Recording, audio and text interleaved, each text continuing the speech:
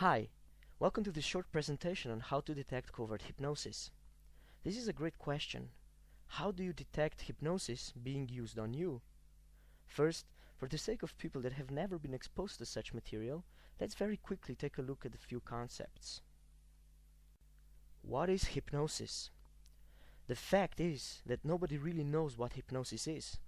In recent years, there have been vast improvements in understanding hypnosis, but what exactly is it is still a mystery. Here, we'll go with how the US government defines hypnosis. It defines it as the bypass of the critical factor and establishment of acceptable selective thinking. The critical factor is the part of the conscious mind that basically shields the subconscious mind from accepting improper suggestions. The subconscious mind doesn't have the ability to distinguish between what we'd call good behavior or bad behavior. It just does what it's told, either by reacting to certain outside stimuli or by doing what the conscious mind tells it to do. So, at the beginning, it's the critical factor in our conscious mind that determines what actions are appropriate and what aren't. When the subconscious accepts such behaviors or actions, it applies them in all situations, and we don't have to think of them consciously anymore. The more we do a certain behavior, the more we're urged to do it the next time and so on. It's all automatic, until we think about it critically again. This usually happens when someone else notices our behavior and informs us of it. Then we can start installing a new behavior, but it takes time and conscious effort because the old behavior has been rooted in so deeply before. Okay, now let's go to the other part of the definition of hypnosis. Establishment of acceptable selective thinking. This simply means that a hypnotist, for example, leads us into focusing on certain thoughts he wants us to accept on the subconscious level. If there's no analysis by the critical factor, the suggestions stick, and we've now established a new way of thinking or a new behavior. So, now that we've talked a bit about hypnosis, let's talk about covert hypnosis and how to detect it being used on us. A simple and useful definition of covert hypnosis would be something like this. Covert hypnosis is the utilization of techniques and strategies to change the perception and behavior of others in a completely unconscious way.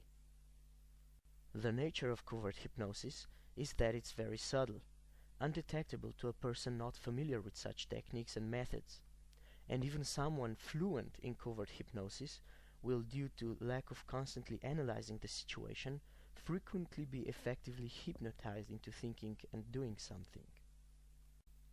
Like the name suggests, covert hypnosis is hard to detect, but there are some things you can do so that you don't frequently fall victim to it.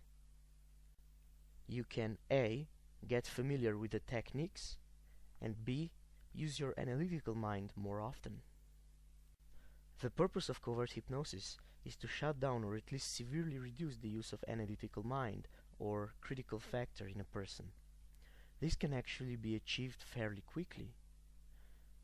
What are the signs you're not using your analytical mind in a certain situation? You're completely absorbed in a conversation. Inside your mind, you vividly follow along with what someone is saying. You take in information without questioning its origin and validity. You strongly respond to emotionally descriptive language or language patterns. You go with your feelings rather than evaluating the decisions critically.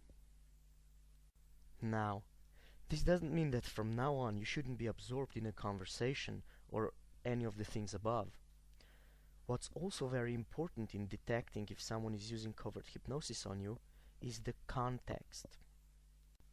If you're a woman and a stranger starts talking to you and he uses strongly descriptive language and uses the words as attraction, wonderful feeling of connection, warm inside, open your mind, and such, he's probably using covert hypnosis on you.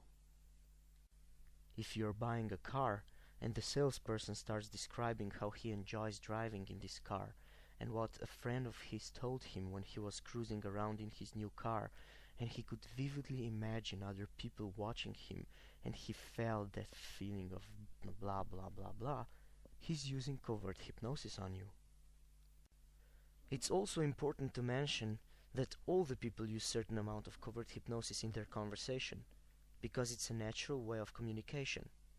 Some, more successful people use it more, and others less. Television is also an excellent way to deliver hypnotic messages.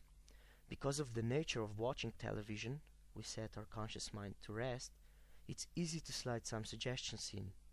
Just watch some infomercials. Also notice how they're cleverly aired at times people are most likely to be super suggestible, at night and so on. So, there's no surefire way to protect yourself from covert hypnosis 100% of the time, but you can do a lot about it. For example, you can educate yourself in this wonderful field. And from now on, be sure to use your critical thought more often, especially when it involves important decisions. Thank you for watching this. I hope you got some useful information out of it, and that from now on you'll be more observant of what's going on around you, and also what's going on inside your mind. Thanks again. Bye.